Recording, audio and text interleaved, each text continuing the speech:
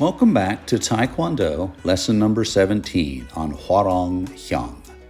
Hwarang Hyung is typically a brown belt level pattern that is introduced at the second GYUP level in preparation for students testing to first GYUP and eventually black belt. It was named after the famous Hwarang warriors of Korea.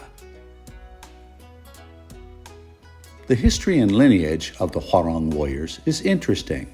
It literally, Hwarang, meant flowering manhood. The Hwarang were named after the Hwarang youth group, which originated in the Silla dynasty around the 7th century. There are 29 movements in this pattern, which basically represent the 29th Infantry Division, where Taekwondo developed into its modern martial arts status. Taekwondo around 1955 and 56 was practiced throughout the Korean military and to this day is practiced by the ROK, or the Republic of Korea, ROK soldiers. You'll see Taekwondo, hapkido, and Hwarang-do all practiced throughout the Korean military. Hwarang-do and hapkido have a lineage that traces themselves back to Choi Hong-sul. Sul, pictured here, was the father of modern hapkido. He is interesting because during the Japanese annexation of 1910 to 1945, he was taken to Japan, where, as luck would have it, he was able to train under a gentleman named Sokaku Takeda. Takeda was an instructor of Daito-ryu Aiki-Jiu-Jitsu and was a teacher of now famous Morihei Ueshiba, the father of Aikido. Here is a picture of Sokaku Takeda seated in the center front row. Takeda's skill as a martial artist was quite renowned. Hong-sul would return to Korea, where he would teach hapkido and influence Hwarang-do and Taekwondo in its presence in the Korean military to this very day.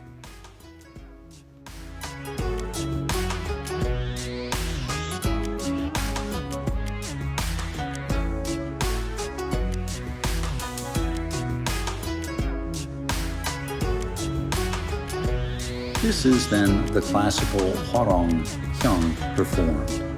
We start off from Jhoon Rhee position and go through our Bokwan, which is our hand positions. The hands are open, meaning this idea of the virtuous nature of both hands, covering the entire center line of our body. As we move through these skill sets, we'll see the power of Hwarang Hyung. On this version, we do Talyo Chagi, which is roundhouse kicks. I have a limited range of motion because of the surgery that was done on my hips from my military injuries. However, I'm still able to throw my roundhouse kicks. We'll review this again, and I'll kind of go through each of the movements for you so that you understand what we're doing with Hwarang pattern.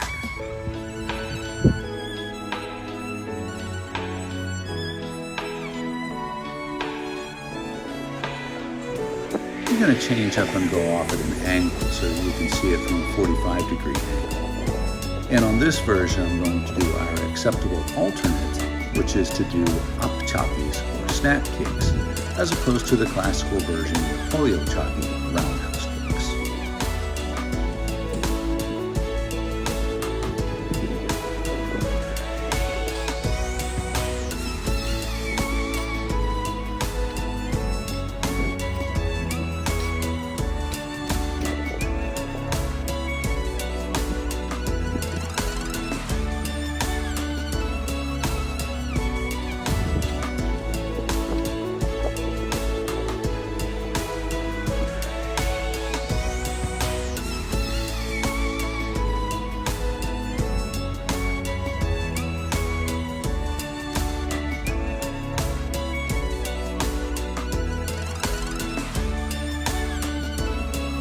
So we're going to slow the pace of this down. I go from my Jhoon Rhee position through to my Bokwan, where my hands open, the 5 virtues, covering the center line from my throat all the way down through to my umbilicus. Stepping out to the left is a palm block and double punch. Then a break, followed by single punch, step out, chop, and punch. I turn to the left with a low block, or would be a Chongdan Charuga, because I step the punch immediately, turning the fist thumb up. From here, I reach out slowly, exhaling as I slide forward on the attack line. Throw the side kick at belt level, Suda Terigi chop to the throat. Back to Chungdan Churuga punch and punch. Spinning to the left, Sudamaki. Kwansu strike to the throat. To the right, Sudamaki. Apchagi, snap kick. Apchagi, snap kick. And from here, fighting stance. Turn left, low block. Shift over, old style, reverse punch. Same thing again. Same thing again. Slide to the left, double low block, blocking a snap kick. Double elbow strikes as you move into the person's abdominal section. This is called a tornado block. Sudamaki and Sudamaki. And from here, we're essentially done with Hwarang pattern and its explanations.